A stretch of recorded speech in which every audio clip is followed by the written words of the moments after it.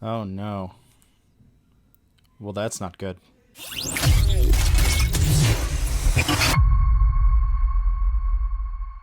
Well guys, today we're doing another controller repair, and this one's kind of a unique case. The customer was actually a local and they came in to purchase a board for a DIY repair, and so they went home and they installed it, and then they came back to us a few days later and said, hey, it doesn't work. So here it is on my desk and I'm taking it apart and I realize why it doesn't work. This customer has broken the cardinal rule of Oculus Quest 2 controller repair, the one thing that I always tell you all to look out for. This hole right here, I know it looks like a screw hole, but it's not a screw hole. It's just there as part of the design. I don't know, maybe it's a ventilation thing, maybe it's part of the standoff system for the faceplate, but it's not a screw hole, and this customer has screwed right through it. So today we're going to get a chance to look and see exactly what kind of damage that caused and why this motherboard no longer works. Obviously I've already taken the faceplate off here to reveal this particular issue, but we're going to go ahead and tear it down the rest of the way so that you all can see exactly what's going on the inside.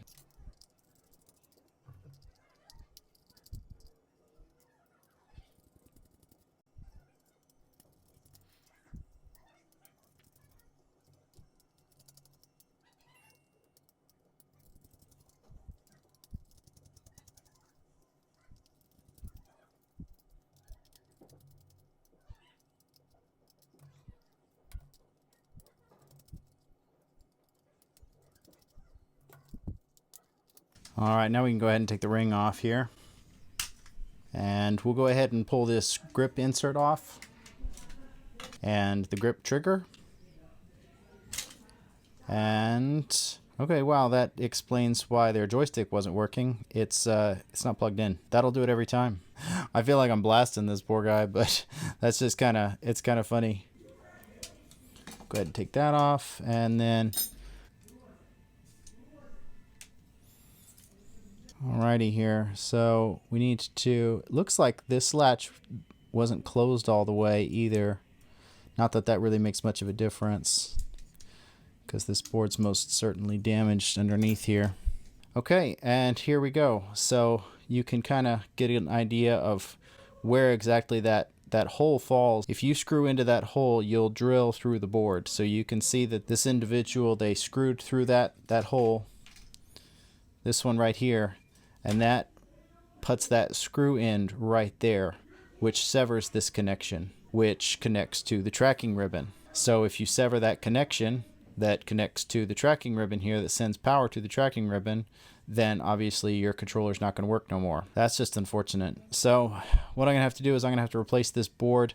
I'm probably going to replace that joystick too, because I'm not sure that I trust that now that that flex ribbon cable has been tucked underneath that board like that. So we're going to throw a new joystick in there for him, and then we'll go from there and do some testing. So I have a new board here, and I just wanted to show you guys real quick. So I have a new board here, and I wanted to show you guys real quick again the difference. This one has a screw that's been drilled into it, and this one does not. So you can see exactly where that damage is and why you shouldn't put a screw in that screw hole. Again, if you do this at home, I can guarantee that it will damage your board. Don't even try it. Just don't stick anything in that hole, please, for the sake of your controller. So we'll go ahead and put this board in now. Alrighty, starting to get everything back in place. So now we can test and see if we get any power.